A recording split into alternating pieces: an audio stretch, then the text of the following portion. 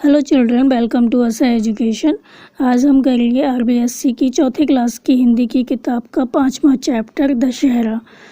तो जो ये चैप्टर है इसमें बताया गया है कि हमारे देश में कौन कौन से त्यौहार होते हैं और जो दशहरा है उसको कब मनाते हैं, कैसे मनाते हैं, आइए देखते हैं। तो हमारा जो देश है वो त्योहारों का देश है। तो यहाँ पर बहुत तरह के त्यौहार मनाए जाते हैं, जैसे कि होली है, दीपावली है, रक्षाबंधन है, ईद है, क्रिसमस है और दशहरा। जो ये त्यौहार होते हैं इनको सभी लोग बहुत ही हर्ष और उल्लास के साथ मनाते हैं। हंसी खुशी जो ये त्यौहार है वो पूरे देश में मनाए जाते हैं और इनमें जो दशहरा है वो हमारे देश का प्रसिद्ध त्यौहार है। तो ये जो त्यौहार है वो आश्विन माह में शुक्ल पक्ष की दशमी तिथि को मनाया जाता है। दसवीं तिथि को मनाया जाता है ये त्यौहार आश्विन माह में। तो यह जो समय होता है उसमें क्या होता है, वर्षा जो होती है वो समाप्त हो जाती है, वर्षा होना बंद हो जाती है और ठंड का जो मौसम है वो आने लगता है। तो ये वर्षा की समाप्ति तथा शरद के आगमन का सूचक है। तो दशहरे से पहले क्या होता है, 9 दिन की अवधि को नवरात्र कहते हैं। इससे पहले नवरात्रे होते हैं और जो 10वां दिन होता है तो दशहरा होता है। तो यह शारदीय नवरात्र कहलाते हैं। तो 2 नवरात्रे होते हैं, एक मार्च के महीने में होते हैं और एक दशहरे से पहले जो होते हैं वो कहलाते हैं शारदीय नवरात्र। मतलब ठंड के जो मौसम में होते हैं, हल्की ठंड होती है तो इस समय जो नवरात्रे होते हैं वो शारदीय नवरात्र कहलाते हैं। तो इन दिनों क्या होता है, इन 9 दिनों में बहुत धूमधाम से माँ दुर्गा के 9 रूपों की पूजा की जाती है। और प्रथम दिन क्या होता है, कलश स्थापना जो होती है वो की जाती है और अंतिम दिन क्या होता है, जो 10वां दिन होता है उस दिन विजयदशमी के रूप में मनाया जाता है। तो 9 दिन जो होते हैं वो नवरात्रि के होते हैं और 10 दिन जो 10वां दिन होता है उस दिन होती है विजयदशमी। तो हमारे देश में विजयादशमी के पर्व का इतिहास जो है बहुत पुराना है। निश्चय पूर्वक नहीं कहा जा सकता कि यह पर्व कब से मनाया जाता रहा है। तो ये ठीक नहीं बता सकते कि ये पर्व कब से मनाते आ रहे हैं और इस पर्व के साथ बहुत सी पौराणिक प्राचीन कथाएं हैं वो जुड़ी हुई हैं।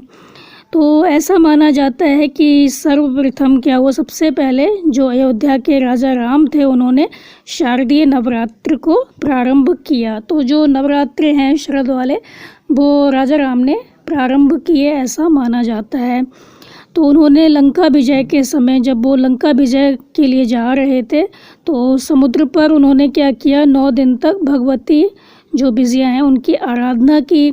तो भगवती की कृपा से उनमें क्या हुआ, अपार शक्ति का संचार हुआ, वो बहुत शक्तिशाली हो गए। इसके बाद क्या हुआ था, 10वें दिन लंका के राजा राक्षसों के राजा रावण का वध किया राम ने और इसके अन्याय से संसार को मुक्त कराया। तो ये बहुत ही अत्याचारी शासक था, तरह तरह के अत्याचार करता था लोगों पर। तो जो रामचंद्र जी थे उन्होंने क्या किया, 10वें दिन लंका के राजा राज रावण का वध किया, उनको मार दिया और इस संसार को उसके अन्याय से मुक्ति दिलाई। तो इसलिए जो दशहरे का त्यौहार है उसको विजयादशमी भी कहा जाता है। तो इस दिन रामचंद्र जी ने जो राज रावण थे उन पर विजय पाई थी, इसलिए इसको विजयादशमी भी कहते हैं।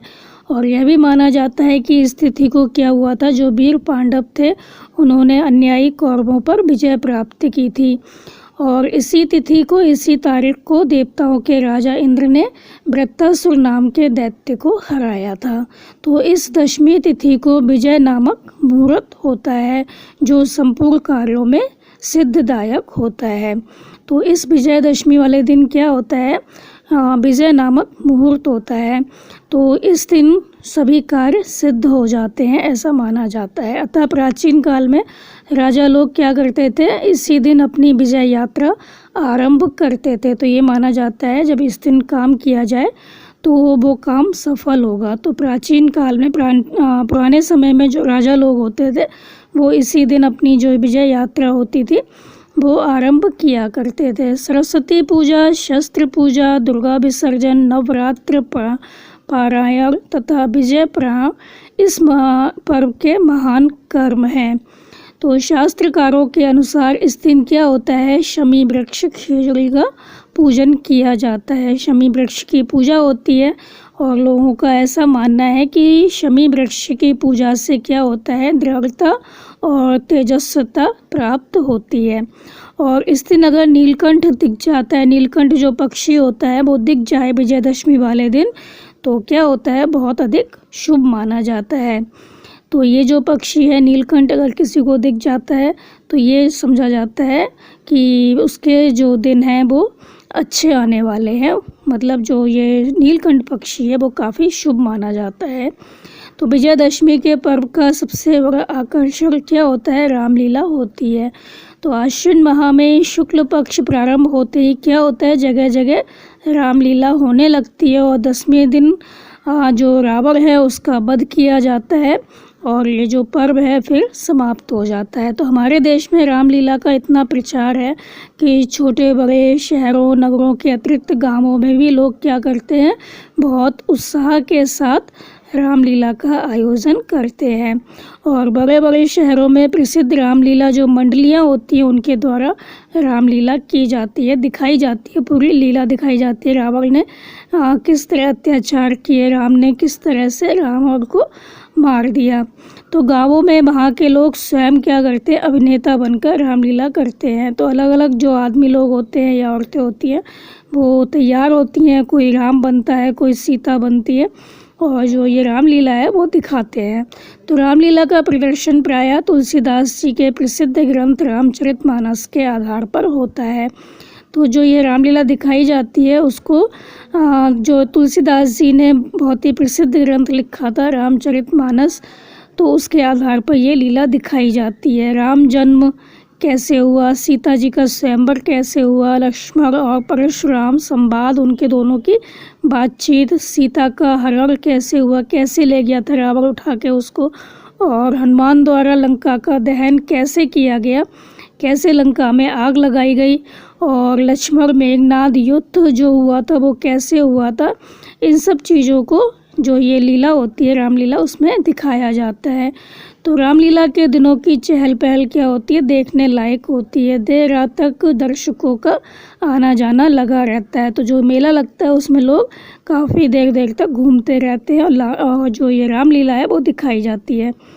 विजयादशमी को क्या होता है, मेला लगता है। दोपहर से ही सड़कों पर रंग बिरंगी पोशाक पहने हुए, वस्त्र पहने हुए जो महिलाएं हैं, बच्चे हैं, बूढ़े हैं, जवान हैं, सभी क्या होता है मेले में जाते हुए दिखाई दे जाते हैं। इस दिन बाज़ार की रौनक ही बदल जाती है। बाज़ार भी खूब सस्ता है और कई प्रकार की दुकानें, झूले, डोलर सज जाते हैं। तो जहाँ पर विजयादशमी का मेला लगता है वहीं एक तरफ मैदान में क्या होता है, लंका नगरी का जो परकोटा है तथा रावण, कुंभकर्ण और मेघनाद के पुतलों को स्थापित किया जाता है। तो एक तरफ बनाई जाती है लंका नगरी और दूसरी तरफ होता है विजयादशमी का मेला। तो इस लंका नगरी में जो रावण है, कुंभकर्ण है और मेघनाद, इनके पुतले लगाए जाते हैं। तो रावण का रूप विशाल और विकराल होता है। रावण जो होता है काफ़ी विशाल होता है। तो पुतला बनाने में किन किन चीज़ों का प्रयोग किया जाता है, लकड़ियों का, बाँस की खपच्चियों का, रंग बिरंगे कागज़ों का और पटाखों का। तो इस दिन कई जगह पर क्या होता है, गांव में जुलूस भी निकाला जाता है। जुलूस में राम, लक्ष्मण, हनुमान तथा जो बंदरों की सेना है उनकी झांकियाँ सजी होती हैं। और जो ये जुलूस होता है वो मुख्य जो मार्ग होते हैं वहाँ से होता हुआ, रास्तों से होता हुआ मैदान में पहुँचता है। फिर शाम को क्या होता है, जब सूरज छिपता है उस समय राम के द्वारा रावण और कुंभकर्ण के पुतलों को तथा लक्ष्मण के द्वारा मेघनाद के पुतलों को जलाया जाता है। तो ये जो पुतले होते हैं वो धूं धूं करके जलने लगते हैं। इसमें भरे हुए जो पटाखे हैं वो छूटने लगते हैं। तो इस दृश्य को देखकर सब लोग रामचंद्र की जय, रामचंद्र की जय इस तरह से बोलते हैं और अपनी जो प्रसन्नता है उसको प्रकट करते हैं। तो इस प्रकार जो ये त्यौहार है वो अन्याय पर न्याय की, असत्य पर सत्य की और अधर्म पर धर्म की विजय के प्रतीक के रूप में मनाया जाता है। तो अत्याचारी रावण को प्रतिवर्ष जलते हुए देखकर हमारे मन में यह बात दृढ़ हो जाती है कि अत्याचारी का न केवल अंत ही बुरा होता है वरन आने वाली पीढ़ियाँ भी उनके कुकृत्यों को कभी क्षमा नहीं करती। तो इस तरह से जो ये त्यौहार है हर साल मनाया जाता है। हर साल ही रावण का पुतला जलता है, कुंभकर्ण और मेघनाथ के पुतले जलाए जाते हैं। तो हमारे मन में ये बात पक्की हो जाती है कि जो अत्याचारी होते हैं उनका जो अंत होता है हमेशा बुरा ही होता है। और हमारी आने वाली जो संतानें हैं, आने वाले जो लोग हैं आगे के, वो भी क्या करते हैं, इनके जो कुकृत्य हैं, इन्होंने जो बुरे कर्म किए हैं उनको कभी क्षमा नहीं करते। तो विजयादशमी मानव जाति का क्या है, विजय पर्व है। तो विजयादशमी को मानव जाति का विजय पर्व माना जाता है। तो यहाँ पर हमारा जो चैप्टर है वो ख़त्म हो गया और इस चैप्टर में जो दशहरा त्यौहार है उसके बारे में बताया गया है कि ये कब मनाया जाता है, कैसे मनाया जाता है, क्यों मनाया जाता है। तो बच्चों आप इसको अच्छे से समझकर याद कर लीजिए और हमारे चैनल असहाय एजुकेशन को लाइक कीजिए, सब्सक्राइब कीजिए और शेयर करना मत भूलिए। Thank you.